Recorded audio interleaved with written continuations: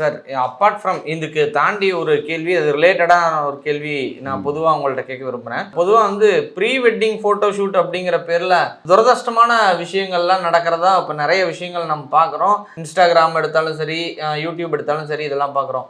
இது அட்வைசபிளா அப்படிங்கிறது உங்களோட அனுபவத்துல ஒரு கருத்து சொல்லுங்க சார். அதாவது அட்வைசபிள் இல்லையான்னா அவங்கவுங்க வசதியை பொறுத்து இருக்கு. இப்போ நான் வந்து இதெல்லாம் அட்வைசபிள் இல்லை அப்படின்னா உடனே அந்த இளைஞர்கள் வந்து அடடா இவர் என்ன பூமர் மாதிரி பேசுறாரு அப்படின்னு படால்னு சொல்லிடுவாங்க. இல்ல அட்ஜஸ்டபிள்னா இவர் என்ன பொறுப்பே இல்லாமல் இருக்கிறாரு இவர் அப்படின்றாங்க. ஒரு சாரார் எப்படி இருப்பாங்க, இன்னொரு சாரார் இன்னொரு இருப்பாங்க.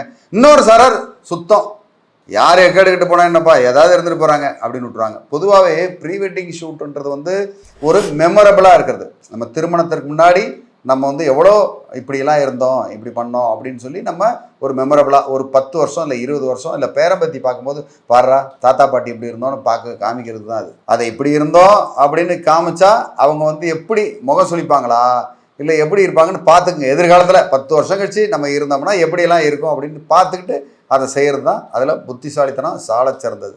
அதனால் அது அவங்கவுங்க மனதுக்கு சரியானது.